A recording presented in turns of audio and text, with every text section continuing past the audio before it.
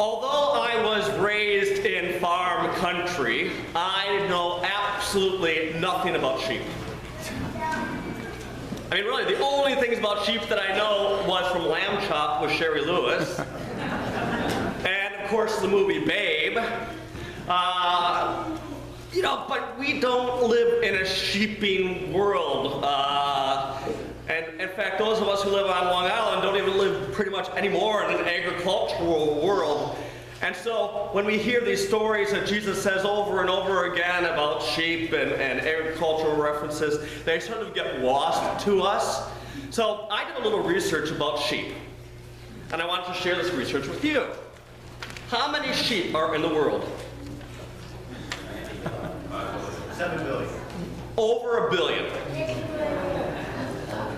Which country has the most sheep? Ireland. China. China? Now, to be a sheep, how old do you have to be? A year old, right? And if you're under a year, you are a? Right. Female sheep is a? The male sheep is a? Right. And the castrated sheep?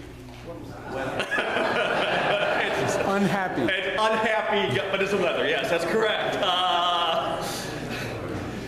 Did you know sheep and goats are very hard to distinguish? They look very much alike, but the difference is really sheep have 4 less chromosomes than goats do. A little piece of information for you. Sheep are actually very intelligent. We think they're pretty stupid, but they have the ability to recognize up to 50 other faces of sheep and other humans for up to 2 years. I mean, you don't think about that. You think that sheep don't recognize these things, but they're actually not that stupid. The only problem is with sheep is that they really like to follow the leader. So if the leader sheep decides to go this way, all the other sheep say, okay, let's go. But they don't think about what they're following. So if the leader of the sheep decides to go and wander off a cliff, guess what the other sheep do? They go and wander off the cliff. That's why sheep are sort of called a little stupid, because they don't think about what they're doing, but they're very social animals. They love to be with each other. You rarely see a sheep alone. Often they're in 4 or 5. They just like each other's company. But really, they like to be led. They're bred to be led. They need to be able to follow somebody or something, whether it be the sheepdog or whether it be the shepherd. Because the shepherd is going to make sure that the sheep don't do stupid things like going off a cliff or going off on its own. That all makes sense. And of course the whole idea then, in that sense, Jesus being the good shepherd, the one who leads the sheep, the one who gives himself for the sheep, the one who will come and find us when nobody else will, that also makes sense. But I don't like the fact that if we're sheep that we're sort of stupid. So remember, sheep aren't that stupid. So we're not totally like sheep. But if I were to use this analogy today, if Jesus were to be here today, I think he would use something completely different to describe what he is for us. How many firefighters do we have in here? Raise your hand. 1, 2.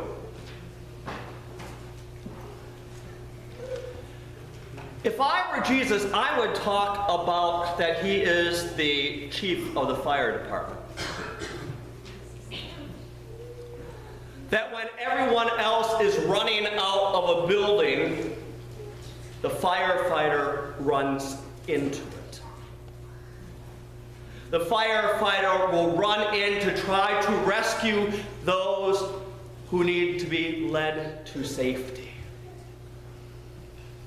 risking literally limb and life.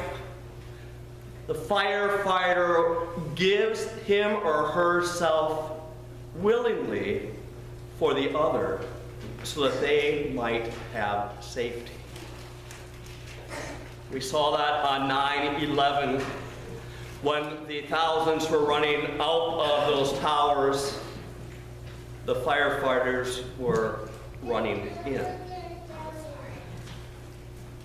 Of course, one thing that any firefighter will know is that the firefighters want to be listened to. When they're fighting a fire, they want people to listen to them in order to keep them safe. But human beings, when they're frightened, when they're scared, often do stupid things. And they don't listen to the leaders. And so the firefighter has to go and, again, risk her or his life to save the idiot.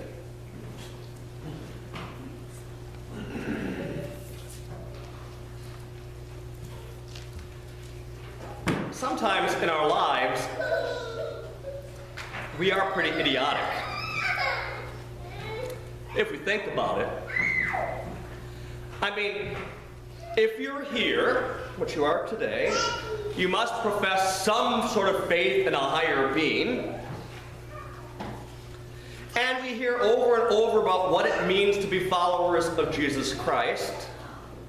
We know the right things and the wrong things to do. We know the way that Jesus wants to lead us. But sometimes we're just like those sheep.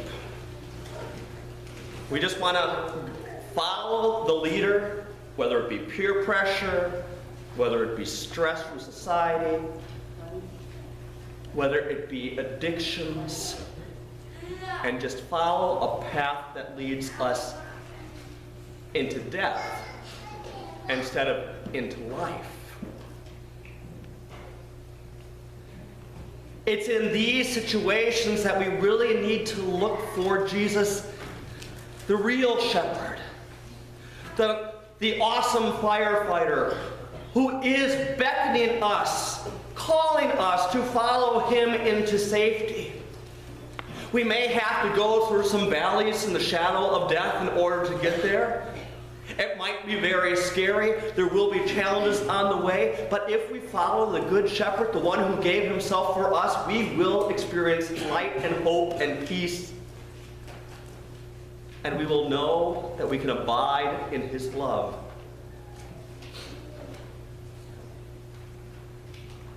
Do you want to be a stupid sheep today? Or do you want to be a smart sheep?